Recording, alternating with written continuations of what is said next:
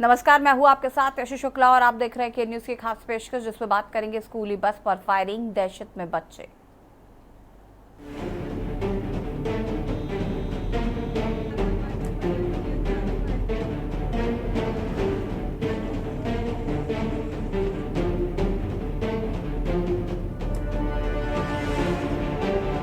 अमरोहा के गजराला थाना क्षेत्र में एक दर्दनाक घटना में बदमाशों ने भाजपा नेता चौधरी वीरेंद्र सिंह के स्कूल की वैन पर फायरिंग कर दी। वैन चालक मोंटी ने बताया कि 3 अज्ञात बदमाश बाइक पर सवार होकर आए और अचानक फायरिंग शुरू कर दी, जिससे बच्चों में चीख पुकार मच गई। इस घटना में किसी के घायल होने की खबर नहीं है, लेकिन बच्चों और वैन चालक को भारी मानसिक तनाव का सामना करना पड़ा। पुलिस ने मौके पर पहुंचकर जांच शुरू की है और बस को थाने ले जाया गया है। गजरौला थाना पुलिस के अधिकारी ने बताया कि मामले की जांच जारी है और आरोपियों की तलाश की जा रही है। घटना के बाद पुलिस प्रशासन में हड़कंप मच गया है और सुरक्षा व्यवस्था बढ़ा दी गई है। भाजपा नेता चौधरी वीरेंद्र सिंह ने घटना की निंदा की है और पुलिस से आरोपियों के खिलाफ कड़ी कार्रवाई की मांग की है और मामले की जांच जारी है।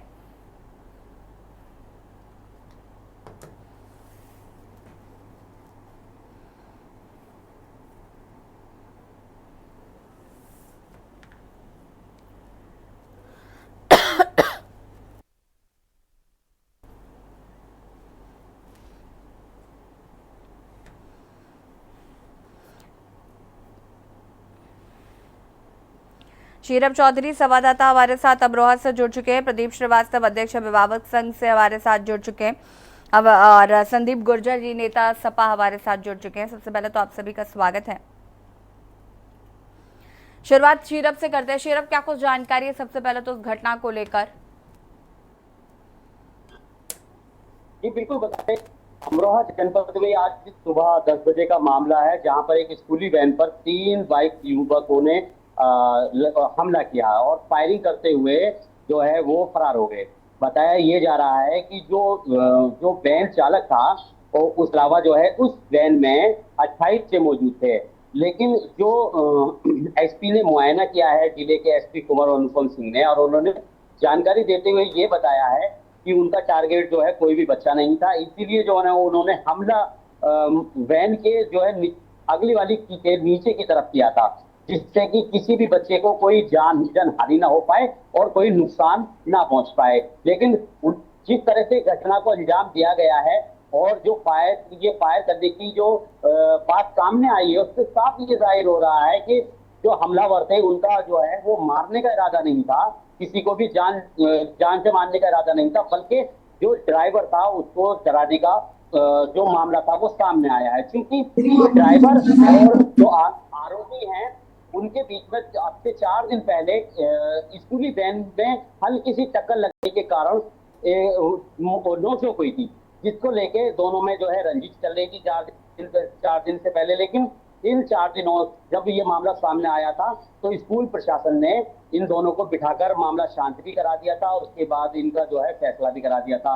लेकिन जो युवक थे वो लगातार रंजिश रख रहे थे और जो ड्राइवर मोल्टी हैं, आज उनके साथ में ये जो है डराने की जो घटना सामने आई है। हालांकि स्कूली वैन पे जो है फायर जो किए हैं, इससे पूरे क्षेत्र में दहशत का माहौल है और बच्चों में पूरी तरह से चीख पुकार मच गई थी। ऐसी स्थिति में जो है जो घटना स्थल पर मौजूद बच्चे थे, जब पुलिस ने मुआयना किया तो वो बेहद डरे और सहमे नजर आए थे।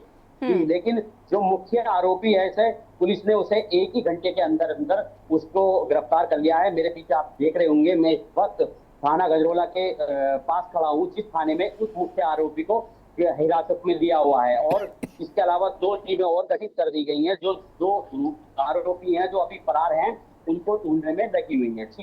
चले ठीक है, वापस आता है आपके पास और प्रदीप श्रीवास्तव जी और संदीप गुर्जर जी का रुख करे, लेकिन उससे पहले वैन चालक का क्या कुछ कहना है वो भी सुना देते हैं। मेरे साथ में नंगले से गाड़ी लेकर आया था सुबह 7:40 से समथिंग, और जो है 3 मिनट में रोक के गाड़ी पे हमला करा, तवज्जो से फायरिंग करी और कड़े से पत्थरों से गाड़ी पे हमला करा। तो मैं गाड़ी वैसे भगा के उसको मिल गया। कितने बच्चे सवार थे बस में? बस के अंदर 28 बच्चे थे। अच्छा, किसी को चोट उठ तो नहीं है बस में? नहीं बच्चे तो गाड़ी भगाने से वैसे बच्चे सेफ है ना। तो कोई पुराना विवाद उनसे नहीं कुछ जानते हो उनको? जांच रहा पड़ रहा है फिलहाल उनकी, उन्होंने डांटे मार तो आपकी गाड़ी रुकी हुई थी या उन्होंने रोकी? नहीं, मेरी तो गाड़ी आ रही थी, उन्होंने गाड़ी रोकी मेरी। आगे लगा के? हाँ, बाइक लगा के। किस जगह की घटना है? ये नंगला से जो रास्ता खाद को आ रहा है, अच्छा, उधर बागों के लिए। नगला के आसपास। हाँ। तो फिर आप गाड़ी लेके आए तो आपके पीछे पीछे भी आए? वो हाँ 1 किलोमीटर पीछे तक लगाए बाइक लेके? बाइक लेके। फिर मैंने गाड़ी खाद में ला के बांट दी अंदर। तो उसके बाद भाग गए। उसके बाद वो फिर वहाँ से बच्चे उतार के। तो आपने पुलिस को इन्फॉर्म किया था वहाँ से? हाँ क्या? पुलिस पहुंची वहाँ? हाँ।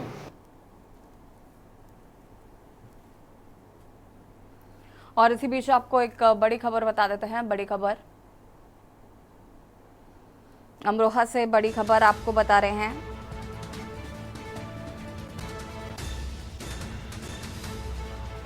छात्रों को मिनी बस पर हमला करने वाला गिरफ्तार कर लिया गया। पुलिस ने एक मुख्य आरोपी को गिरफ्तार किया है। बस चालक और आरोपी के बीच 4 दिन पूर्व आपको बता दें कि विवाद हुआ था। हालांकि पुलिस ने मामले को शांत कराने की कोशिश की थी, उसके बावजूद भी आपको बता दें कि यह हमला किया गया। छात्रों को कोई नुकसान नहीं पहुंचाना चाहते थे आरोपी। बस में सवार सभी 28 छात्र पूरी तरह से सुरक्षित।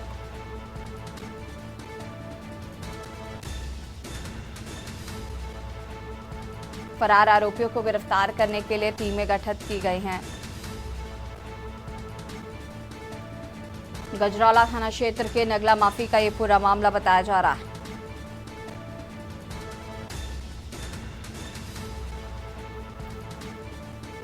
और आरोपी की मां का क्या कुछ कहना है वो भी आपको सुनवा देते हैं।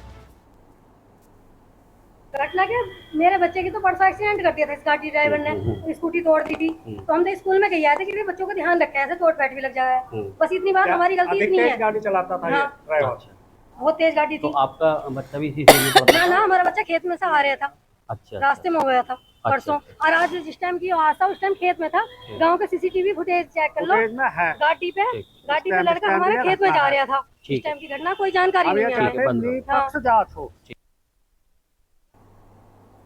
तो यहाँ पर आरोपी की मां को भी आपने सुन लिया है। फिलहाल आपको बता दें कि आरोपी को गिरफ्तार कर लिया गया है और पूछताछ की जा रही है। एक रंजिश के चलते आपको बता दें कि ऐसा कदम उठाया गया। हालांकि बच्चों को नुकसान पहुंचाने की मंशा नहीं थी, जैसा कि लगातार ये बताया जा रहा है।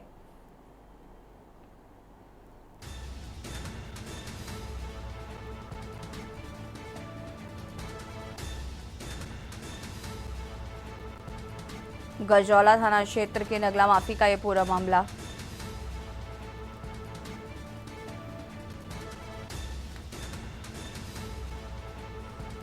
और एसपी का क्या कुछ कहना है वो भी इस पूरे मामले को लेकर सुनवा देते हैं।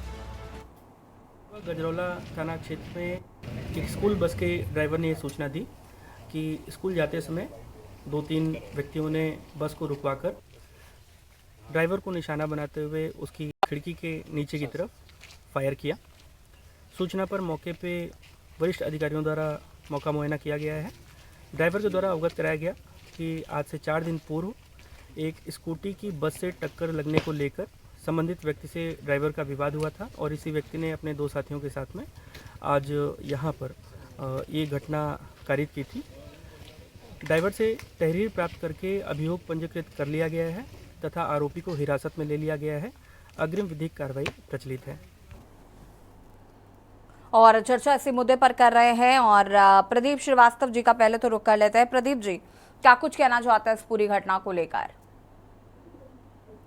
देखिए, बहुत ही निंदनीय है और बहुत ही दुखद है और सुरक्षा के पूरे इंतजाम होने चाहिए और बच्चे भी इसमें हताहत हो सकते थे और जो भी इसमें दोषी है उसके खिलाफ सख्त से सख्त कार्रवाई की जाए, क्योंकि जी कंटिन्यू करें। इसमें बच्चे भी हताहत हो सकते थे और स्कूल की और शासन प्रशासन की पूरी जिम्मेदारी है कि बच्चों की सुरक्षा होनी चाहिए। इस प्रकार की घटना भविष्य में ऐसी ना घटित हो, इसके लिए उत्तर प्रदेश सरकार जो भी दोषी है उनके सख्त से सख्त कार्रवाई करे, जिससे कि भविष्य में इस प्रकार की पुनरावृत्ति ना की जाए। देखिए, आरोपी को तो गिरफ्तार कर ही लिया गया है, साथ ही साथ कई सवाल जो खड़े हो रहे थे कि बच्चों को हताहत करने की जो मंशा थी वो नहीं थी, इस तरीके की बातें भी निकलकर सामने आ रही हैं। लेकिन बेटे मैडम बच्चों की सुरक्षा सर्वोपरि है, और इसमें जो स्कूल की जो वैन के जो मालिक हैं और स्कूल मैनेजमेंट को ये पूरी उनकी जिम्मेदारी है कि बच्चों की सुरक्षा सर्वोपरि है और उनकी सुरक्षा की जाए। अगर इस प्रकार की घटना घटित हो जाती तो इसके लिए जो भी दोषी हो उसके खिलाफ सख्त से सख्त कार्रवाई की जाए, जिससे कि इस प्रकार की घटना भविष्य में ना घटित हो, बच्चों की सुरक्षा को। अविरल मलिक, प्रवक्ता बीजेपी भी हमारे साथ जुड़ चुके हैं। अविरल जी, आपका भी स्वागत है, लेकिन उससे पहले संदीप गुर्जर जी क्या कुछ कहना चाहते हैं इस पूरी घटना को लेकर? देखिए मैडम, सबसे पहली बात तो ये है कि इस दहशतगर्द जो था, इसे ना तो पुलिस प्रशासन का डर है ना बुलडोजर बाबा का डर है। इतनी दुस्साहसिक वारदात इसने की है। मैं समझता हूं कि उत्तर प्रदेश में जो बुलडोजर बाबा अपनी जीरो टॉलरेंस नीति को लेकर के चलते हैं, उसका कहीं कोई भय या डर बिल्कुल भी दिखाई नहीं दे रहा है। सबसे पहले तो मैं धन्यवाद ईश्वर को देता हूं कि उन बच्चों को कुछ नहीं हुआ, और मैं समझ सकता हूं कि बच्चे उस समय कितनी दहशत से गुजरे होंगे, उन पर क्या हालात होंगे, उन पर क्या गुजरी होगी, उनके माँ बाप पर क्या गुजरी होगी। इन सब बातों को ध्यान में रखते हुए, हालांकि ये दो जनों के आपसी झगड़े का मामला था, लेकिन बात यहां खत्म नहीं होती। अगर कुछ घटना घट जाती, किसी बच्चे को कुछ नुकसान पहुंच जाता, तो बहुत बड़ी घटना हो जाती। बिल्कुल, इस बात से ये स्पष्ट है कि इस सरकार का कोई भी डर, कोई भी भय किसी दहशतगर्द में नहीं है। सब कुछ का कोई भय नहीं। अविरल जी, प्रशासन का कोई डर नहीं है, कोई भय नहीं है, जिसका जो मन आ रहा है वो कर रहा है, इस तरीके से फायरिंग कर रहा है। जी नहीं, देखिए जो घटना घटित हुई है निश्चित रूप से दुखद है, बहुत खतरनाक है। और जहां तक बात है बच्चों की, छात्रों की, तो जिस प्रकार से घटना घटित हुई है, उनके माता पिता में निश्चित रूप से एक भय का वातावरण होगा, भय का माहौल होगा, वो स्वाभाविक है। और रही बात कानून की, प्रशासन की, प्रशासन के द्वारा कड़ी कार्रवाई की जाएगी, निश्चित रूप से संज्ञान लिया ही जाएगा, इसमें कोई दो राय नहीं है। और जहां तक बात है इस घटना के घटित होने की, कौन लोग हैं, किनका गैंग है, कौन इस प्रकार का षड्यंत्र रच रहे हैं, कौन इस प्रकार की घटना को अंजाम दे रहे हैं, उनके ऊपर निश्चित रूप से भयंकर और कड़ी एक प्रकार से कानूनी कार्रवाई की जाएगी, इसमें कोई संदेह नहीं होना चाहिए। लेकिन जिस प्रकार से समाजवादी पार्टी के नेता मौजूद हैं, उन्होंने कहा कि बुलडोजर बाबा का कोई भय नजर नहीं आ रहा है, तो बीच में जिस प्रकार से बुलडोजर बाबा इन्होंने शब्द इस्तेमाल करा और एक प्रकार से इस मुद्दे को राजनीतिक बनाने की कोशिश की, और उसके साथ साथ इस मुद्दे पर भी इन्होंने राजनीतिकरण करने का जो प्रयास किया, मैं समझता हूं ये अनुचित है। इन्हें छात्रों की जान की परवाह करनी चाहिए, उस संबंध में इन्हें अपना वक्तव्य देना चाहिए था। या ओपनिंग कमेंट में ही राजनीति करना प्रारंभ कर देते हैं, तो ये मैं नहीं समझता है किसी भी दृष्टि से अच्छा है, सामाजिक है। और रही बात भारतीय जनता पार्टी की और योगी जी की सरकार की, तो निश्चित रूप से जीरो टॉलरेंस की पॉलिसी हम लोग अपना रहे हैं इस प्रकार के अपराधियों के विरुद्ध, और कड़ी कार्रवाई होना तय है। किसी अपराधी को, इस प्रदेश में कोई माफिया हो, उस पर कड़ी कार्रवाई होती है, और इसी का नतीजा है कि आज के समय में उत्तर प्रदेश में कोई माफिया नहीं है। उसी प्रकार से कोई भी व्यक्ति अपराध करे, कोई भी अपराधी हो, किसी भी जात का हो, किसी भी मजहब का हो, किसी भी पंथ का हो, किसी संप्रदाय का हो, हमें कोई फर्क नहीं पड़ता। हमारा उद्देश्य एक ही है कि वो अपराधी है, और अपराधी पर कड़ी कानूनी कार्रवाई, कानून के दायरे में रहकर सरकार को, पुलिस को जो करनी होती है वो निश्चित रूप से की जाती है। और कानून का भय इस प्रकार के अपराधियों में निश्चित रूप से होना चाहिए, और यही वातावरण, भय का वातावरण, जो अपराधी हैं, कानून के भय का वातावरण उन लोगों के अंदर अगर आज है, तो हमारी ये बड़ी सफलता है। कानून का भय निश्चित रूप से ऐसे अपराधियों के भीतर है, यही हमारी कामयाबी है। इस विषय पर समाजवादी पार्टी के नेता को देखना चाहिए था, लेकिन जो घटना घटित हुई है ये बिल्कुल अमानवीय है। कुछ भी घटना हो सकती थी, कुछ भी बच्चों को नुकसान भी हो सकता था। इसमें निश्चित रूप से एक प्रकार से सबको चिंतित होने का निश्चित रूप से विषय है। कानून का भय साफ दिखाई दे रहा है, दिन दहाड़े फायरिंग हो रही है, ये कानून का भय है। नहीं, मैं देखिए अब आप इस प्रकार की बात करेंगे तो मेरा केवल एक ही उत्तर बचता है, वो मैं आपको दे देता हूँ। मेरा ये लास्ट उत्तर आपके मुद्दे पर रहेगा, और एक लाइन में मैं आपको उत्तर दे देता हूँ। नहीं देखिए, ये तरीका नहीं है संदीप जी। देखिए, हाँ बिल्कुल आपकी बात मैंने ले ली, मैं इसका उत्तर दे देता हूँ, और एकदम सटीक। स्कूल बच्चों की गाड़ी पे हमला होता है, आप कह रहे हैं कि भय है, ये भय दिखाता है। नहीं नहीं, देखिए आपका वक्तव्य पूर्ण हो गया, मैं इसका उत्तर आपको दे देता हूं, एक लाइन में मैं दे देता हूं। देखिए, जिस प्रकार से देश में कांग्रेस की सरकार थी, इंदिरा गांधी जी प्रधानमंत्री थी, खालिस्तानी आतंकवादियों ने उनकी हत्या कर दी, तो आप किसका फेल्योर कहेंगे? आपकी तो साथी पार्टी है कांग्रेस पार्टी, तो कांग्रेस का फेल्योर क्या आप कहेंगे? बता दीजिए जरा, ये कांग्रेस का फेल्योर था क्या? ये क्या है, कांग्रेस पार्टी का फेल्योर था क्या? है सरकार का फेल्योर था? घटना घटित हो गई, लेकिन उस पर आवश्यक है कि कड़ी कानूनी कार्रवाई की जाए और अपराधियों में कानून का भय हो, कानून का खौफ हो, यह आवश्यक है। लेकिन जो घटना घटित हो गई ये बहुत दुखद है, मैं मानता हूं। देखिए बहुत अविरल जी, अगर हम बात करें तो कानून व्यवस्था पर जब सवाल उठते हैं तो शासन प्रशासन दोनों कटघरे में होते हैं।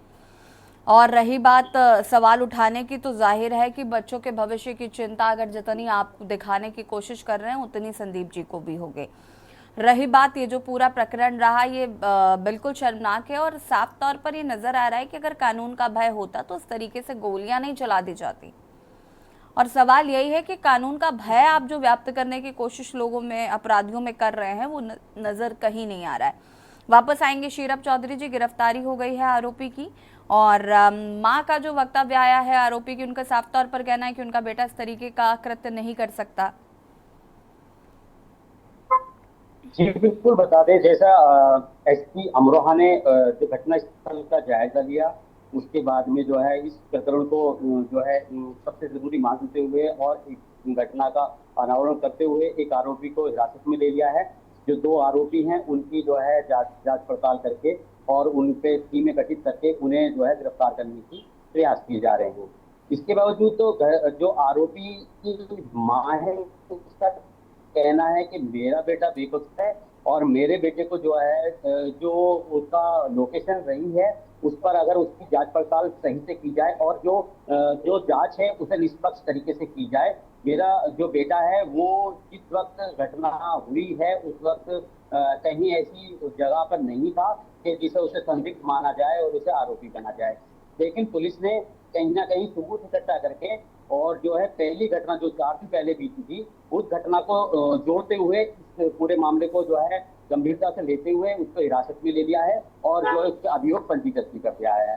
और पुलिस के द्वारा टीमें गठित कर दी गई हैं। जो 2 आरोपी और हैं मुख्य आरोपी के साथ के वो जो है उनको तलाश करने में जुटी हुई है। लेकिन सवाल इस चीज का खड़ा होता है कि अगर जिस तरह से दिन में दुस्साहस करके 3 व्यक्ति एक स्कूली वैन पर हमला कर देते हैं तो जरूरी तो नहीं होता है ऐसी कंडीशन में कि वो जहाँ पे हमला करना चाह रहे हो, जहाँ पे फायरिंग करना चाह रहे हो, निशाना किसी को बनाना चाह रहे हो, यानी ड्राइवर को बनाना चाह रहे हो, ड्राइवर अगर दहशत में आके अगर गाड़ी को वहां से भगा देता तो क्या पता वो फिर भी फायरिंग करते हैं। फायरिंग से जो है किसी भी बच्चे की जान को खतरा हो सकता था, बच्चे की जान जा सकती थी या कोई इससे भी बड़ी घटना हो सकती थी, गाड़ी अनियंत्रित होकर पलट भी सकती थी। इसमें कितने बच्चों की जान जा सकती है, ऐसा जो है जो ठीक है शेरा, वापस आएंगे आपके पास, लेकिन उससे पहले महाराजगंज ले चलते हैं जहाँ पर सुबह के मुख्य योगी आदित्यनाथ क्या कुछ कहते हैं।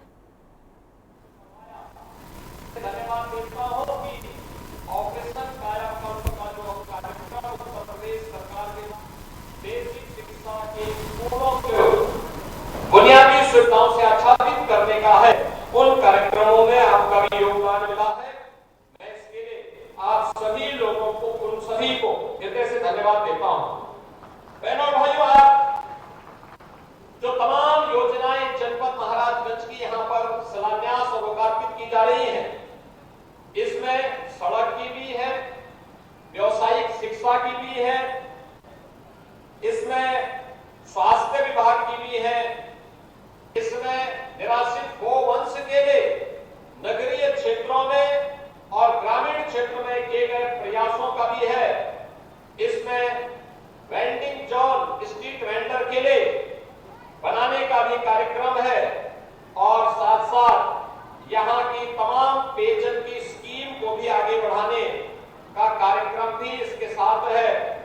इसके साथ ही यहाँ पर वसूली मंदिर, मां बनोलिया माता मंदिर, देवगा का पर्यटन विकास, पुलिस लाइन में ट्रांजिट हॉस्टल के 2 ब्लॉक का लोकार्पण का कार्यक्रम और इसके साथ ही अन्य पुलिस विभाग से जुड़े हुए कार्यक्रम और सड़क से जुड़े हुए कार्यक्रम भी इन कार्यक्रमों के साथ जोड़े जा रहे हैं।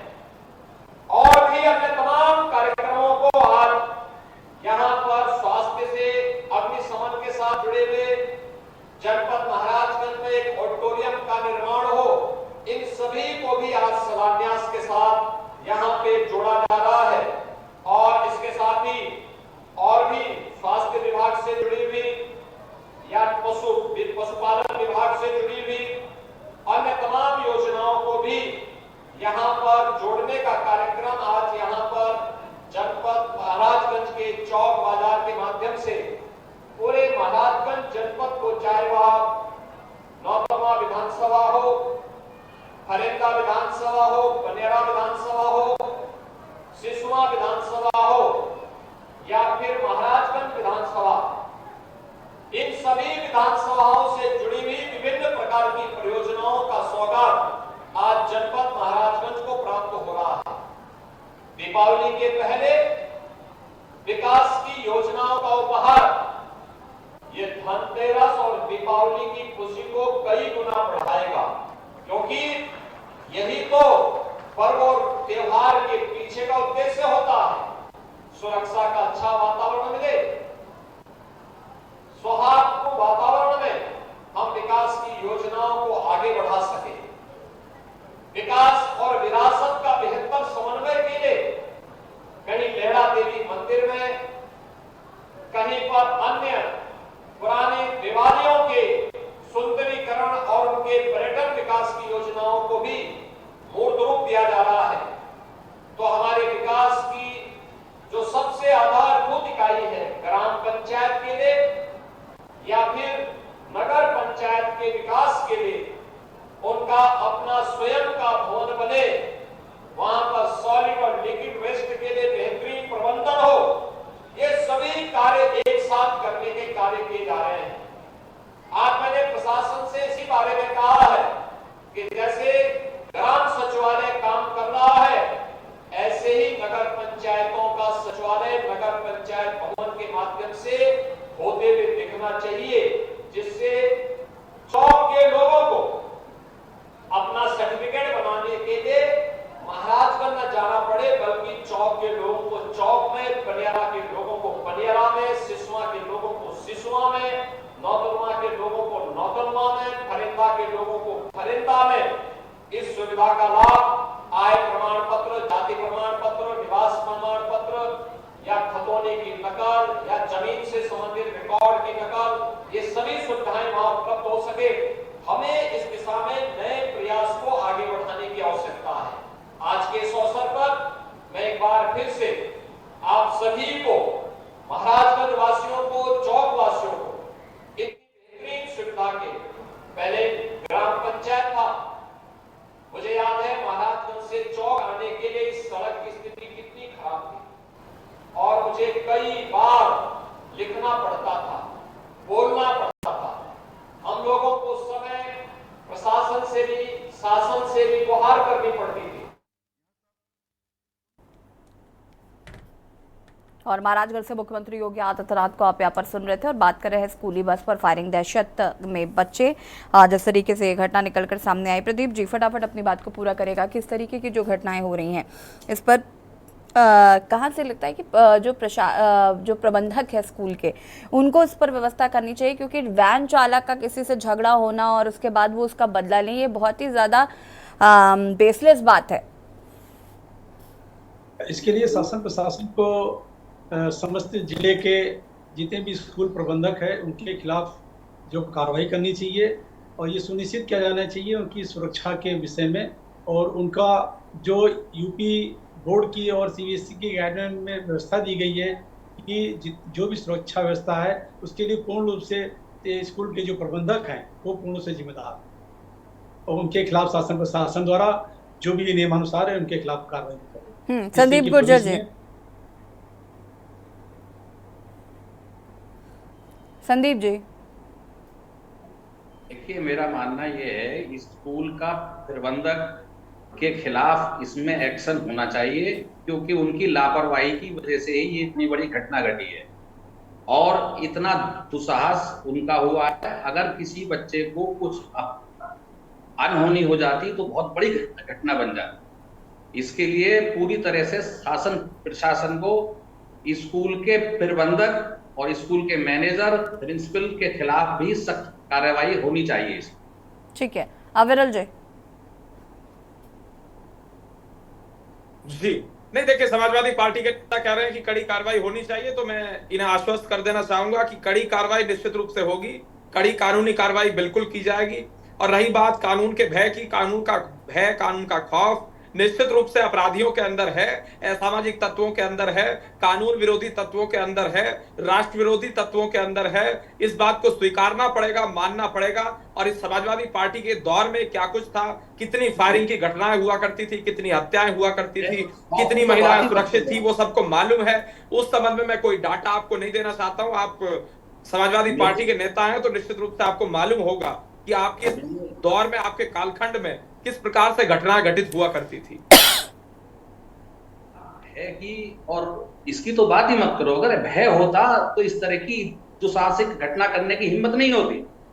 नहीं, मैं तो देखिए, मैं संदीप जी, मैं चलिए ठीक है, हम उम्मीद करते हैं कि कार्रवाई होगी। इस पर आप सभी का शुक्रिया चर्चा में शामिल होने के लिए। और मुद्दे की बात में बात कर रहे थे यहाँ पर स्कूली बस पर जिस तरीके से फायरिंग हुई, फिलहाल आरोपी को गिरफ्तार कर लिया गया है और आगे किस तरीके से कार्रवाई की जाती है देखना होगा। खास पेशकश में इतना ही। देखते रहिए के न्यूज़ इंडिया। नमस्कार।